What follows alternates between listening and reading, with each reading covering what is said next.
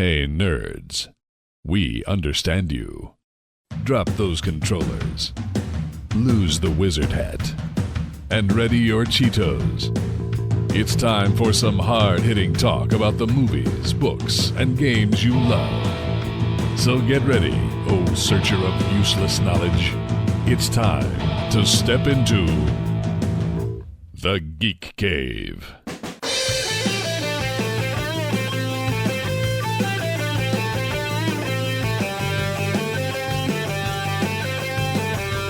Now, broadcasting from a top secret and totally awesome hidden base, I'm Kent Harris, and here's Darrin Wright, Justin White, and Chad Savage. Brought to you by the new breakfast cereal, Oh No, All Mephistos, a Casada brand. It's made up of, I forget, Geek Cave Podcast comics. I'm Darrin. I'm Justin. And I'm Chad.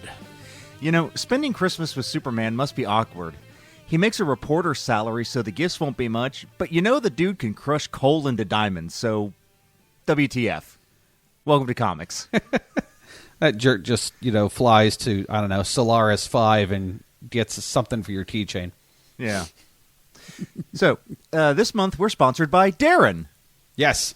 Need a sexy voice for your voicemail? How about someone to spend hours grinding away your favorite video game so you don't have to? Then look no further than Darrin. For just $7.99 a month, you have access to Darrin and all of his amazing talents. Chad and I are still trying to figure out which of our Venmo's payments will go to, but once we get it straightened out, we'll post a link at geekcavepodcast.com. I'm here for it. And speaking of Darrin, hi, buddy. You got anything? Podcast host powers activate. Be gentle. Be gentle. Be gentle. Be gentle. It's Darrin's first time. Motherfucker, I told you be gentle. Welcome to Darrin's First Time, where I get a hold of some strange new comic experiences, that is. This month, I read the first issue for The Power Fantasy. That took me too long. That took me too long. I apologize. I'm tired. It's okay. I've never heard that it took me too long. Anyway, this month we're talking about The Power Fantasy, issue number 1, written by Kieran Gillen with art by Casper Wynyard, published by Image Comics. So, the lady who played Nebula? No. No, not Kieran Gillen. Kieran. Kieron. Gotcha. Thank you. The lady who played Amy Pond? It is not the lady who played either of those things. It is in fact the dude who also wrote The Wicked and the Divine. Oh. Ah, okay. So everyone's had this wish at some point in their lives. I wish I had superpowers. I think everyone, at least as a child. Now, we don't all necessarily want the same thing. You might want to fly. You might want super strength. You might want Bruce Wayne's checkbook. That is nice. Either way.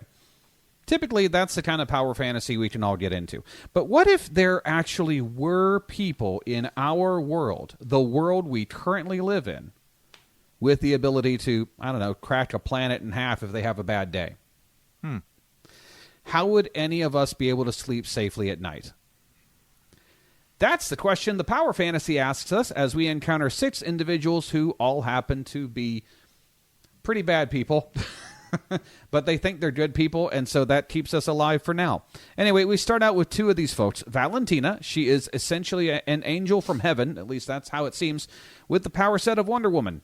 She's talking with Etienne Lux, a man with unmatched telepathic abilities.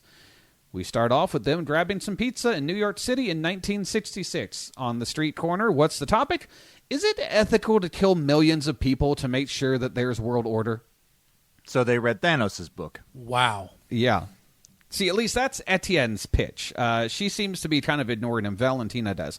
But he calls it Plan A, saying that a world empire where there is no room for more than one nation as a superpower is the best option, because eventually when everyone has a nuke, or in this case, someone with superpowers, then everyone's going to develop an itchy trigger finger.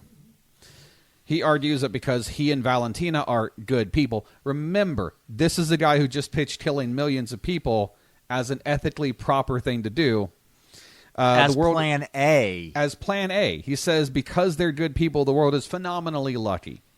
Val almost wipes him off the face of the earth. I mean, she does the whole Super Saiyan power-up and everything. But then he stops her by arguing, wait, there's also Plan B, which is the balancing act. Only a few necessary deaths. All the powered people agree not to fight each other for the sake of the world. We just take out rogue actors and, political leaders who are crazy, that kind of thing. 33 years later, things seem to be going well. It's 1999. Lux is sitting down for an interview with a reporter who also happens to have superpowers. She calls it light show fingers. So think Jubilee from the TV series, but less useful. When another of the majored power, a perpetually shirtless man named Heavy, shows up in a minor show of force by floating his airborne nation, think Columbia from BioShock Infinite, right over NYC, just to remind folks that they are, in his words, safe and protected. This does not seem to be taken kindly by the U.S. President orders a strike. He is cut in half by a laser fired from a military satellite. Unfortunately, that just made him mad. He reassembles his atoms and is about to send the entire state of Texas, which was the tipping point in the election for this particular president, into orbit. His proposal, but he's interrupted by Lux, who proposes, all right, how about this? I'll use my psychic powers. I'll kill a few people, whoever you want, and then you don't, destroy the world. So he immediately kills the president, everyone in the war room, and everyone else who knew of the planned attack. This is issue number 1, by the way. He does stop short of killing the extended families. That was Heavy's request, but Lux says no, because if I did that, then the ethical thing to do would be to kill all of your family to balance things out. Nihilism is fun. His comrades satisfied, Lux ends the interview with the reporter, because this all happens while Lux is still sitting there. He just mentally contacts the other guy, and he tells the reporter, hey, I just murdered the president. I suspect that'll be unpopular. I'm going to go. She doesn't even seem to be that unbothered by the news or surprised. She basically just asks, hey, so are we all safe now? And he says, there's 6 of us. Of course not. And that's where the issue ends. Okay. I can see what they're going for here. I can absolutely see it. Mm-hmm. It's basically, what if the mutants from the pages of Marvel Comics stopped fucking around and just took over? So like the Krakoa era, except the difference is I can actually follow this. And, it seems more logical. It's dark. It makes you think that maybe Lex Luthor isn't so crazy when he says he'll never trust Superman. The art is pretty good. Will I return to the series? Probably not. I like a little bit more optimism and escapism in my comics. Thank you very much. But I could see this being a book that someone else would maybe want to go steady with. I give it 4 spontaneous aneurysms triggered by a well-dressed man in his 50s out of 5. All right. Thank you. Much appreciated. I was interested, and then, I'm good. That's fair. Yeah. I'm still interested. It's on Hoopla. Cool. Oh, cool. Have you read anything else you want to talk about? Still working my way through Superman the Exile. I'm kind of been slow because of the holidays. Yep. Did get for the holidays the Final Days of Lex Luthor, a Superman DC Black Label book. Ooh. In which they kind of revisit a storyline from the 90s. Lex has been tinkering around with kryptonite so much that it turns out he's given himself super cancer. And he needs Superman to fix it. And the way he gets him to do so is basically he threatens a small island nation with a robot. Superman destroys the robot.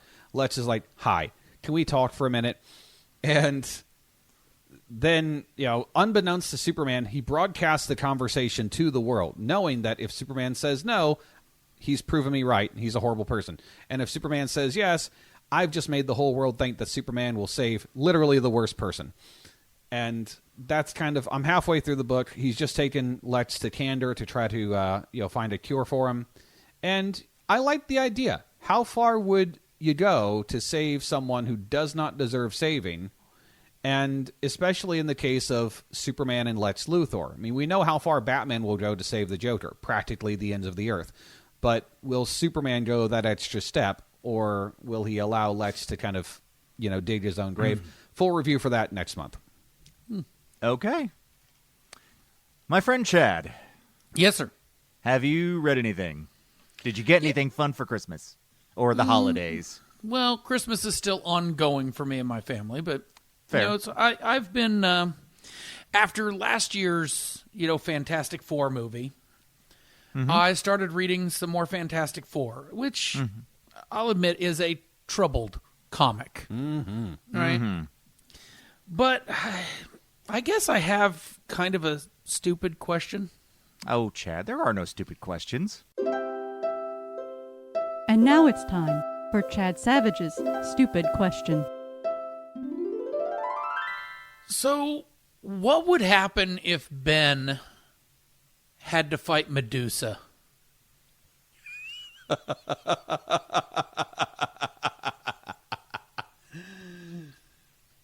I actually think I have an answer for this one. Oh.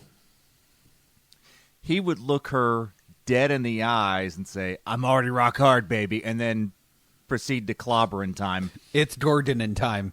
It's Gorgon in time, yeah. I had hoped that it would be the reverse. Like, she looks him in the eye and he turns back to flesh. But then immediately back to stone. It's just this vicious cycle. Or he turns to flesh and then, like, because, all the thing wears is basically, like, Speedo, Yeah. Right. So, like, that falls off because he's not that big anymore. And so the rest of the comic is a slice of life, thing hiding behind different conveniently placed objects. Or all the stone turns to skin, but he's still this big hulking. He's just a big boy. It's reverse. All the muscle inside turns to stone, and all the stone on the outside turns to skin, and he just can't move. I feel that in my bones. Well, yeah, you're over 40. Well, that was a fun mental image that I created for myself. I did it to myself. Oh, look, it's the consequences of my own actions. Darn it. Do you have anything else that you want to talk about? So yeah. I got a book. I like books. Yes. This one, a series of letters. Right? Okay. It is called Letters from Father Christmas, written by J.R.R. Tolkien. Ooh. And it is a series of letters written from the perspective of Father Christmas to Tolkien's children each year at Christmas from 1920 to 1943. And they each letter, kind of tells a little bit of the story, about the great North Polar Bear and the mischief he gets into. Or sometimes Father Christmas's secretary Ilberith takes over writing. We learn how the great Northern Lights happened. We learn about the Goblin Wars. It touches on kind of the realities of growing up because he started writing this when his oldest was 3 years old. And he kept it going until his youngest was kind of aging out of, Nice. as they put it, putting the stockings up. Ah. When you're too old for stockings, you're too old for the letters kind of thing. Thoroughly charming, written, like I said, between 1920 and 1943. I read this to my spouse and child in the 3-hour car ride on Christmas to go to my in-laws, and finished it even after taking like an hour-long nap on the drive. So it's not a super long book. And the version I have has lots of the original artwork that Tolkien had kind of painted and drew, kind of spread throughout.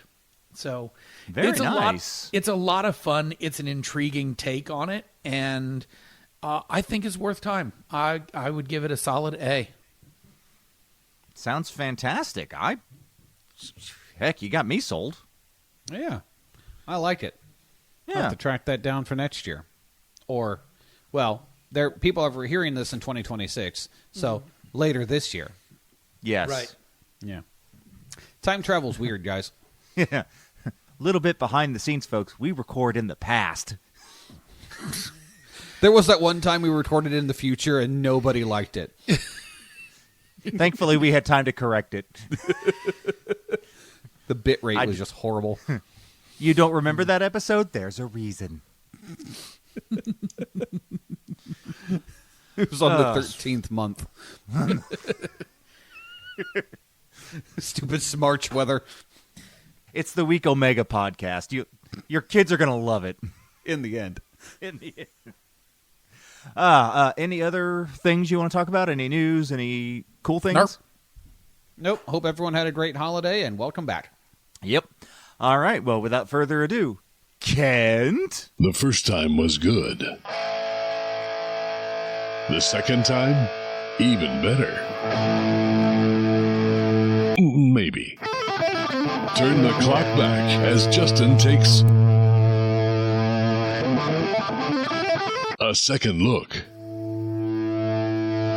Okay. This looks bad. That's right. This month, I looked back at Hawkeye #1 from 2013. Because that's how the issue starts. That's how all the issues in the first volume start. Okay. This looks bad. So is this like the Matt Fraction run? Yes. Okay, cool. And so, as Clint is saying this, he is falling from a roof. Roof of a building. He's trying to catch himself with one of his arrows. It doesn't catch, and he lands on a car. And he spends the next 6 weeks in the hospital while almost all of his bones heal. I mean, he's just a guy. He's just a guy.